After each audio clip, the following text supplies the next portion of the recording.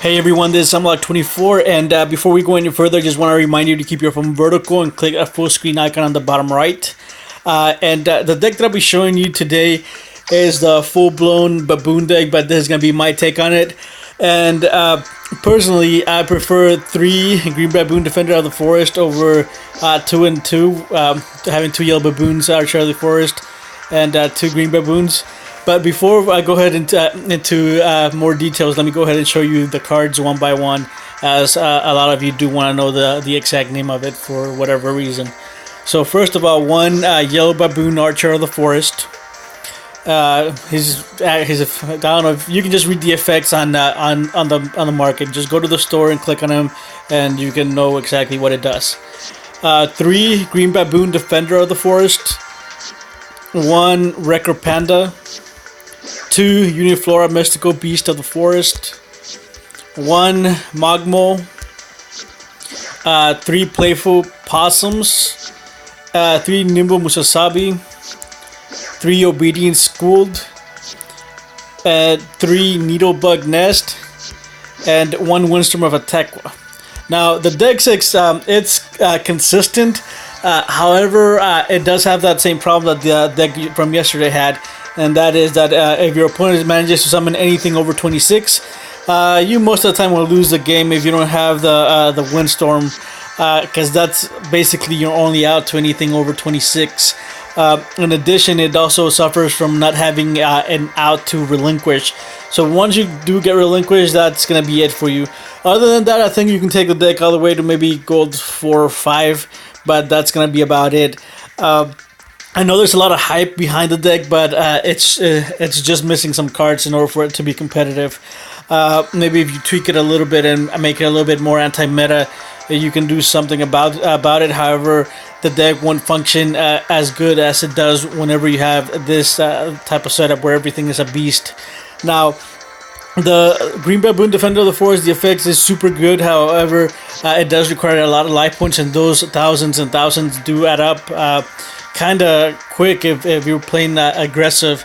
But everything in the deck makes it to where it's easier for Baboon to activate its effect. The Yellow Baboon Archer, you can most of the time activate the effect whenever one of your monsters gets destroyed. And with this one, you shouldn't have any problems, and you should always have a full graveyard to activate the Yellow Baboon. I'm sorry, and the Playful Possum was, I think, the MVP of the deck, because the Playful Possum triggers the Green Baboon as soon as it hits the field. And then on the next turn, you can do the same thing and then bring back your Baboon. And so you always have a trigger for Green Baboon as long as you have it in your hand. And the next thing is Mogmole is extremely good for defense. The combo with Mogmole is that you activate the Obedience School, summon a Possum, maybe a Uniflora and a Wrecker Panda, and then tribute the other 2 and keep the Mogmole. At the end of the turn, everything gets destroyed or destroy itself, or you contribute it for a Green Baboon, but you do leave the Mogmole. The Mogmole will destroy itself, it triggers its effect, and you can bring it back. And not only that, but it also triggers a Green Baboon. So if you have 2 Green Baboons in your hand, you can go ahead and summon them that same turn. So that's the whole thing with that.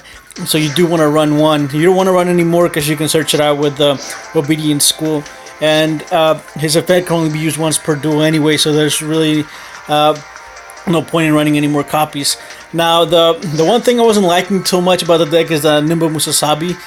Nimble Musasabi most of the time just tends to be dead, so unless you draw it on the first turn and you don't have any other plays and they attack into it, but that's about it.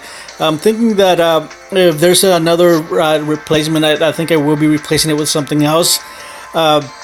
The Wrecker Panda is good every now and then. However, if you don't know something, if you don't know Green Baboon or anything, it's not as great. But it does help you to put beast type monsters in the graveyard, and so you can fuel it up for the Yellow Baboon or for whatever else. And then whenever it gets destroyed, you can just get it back.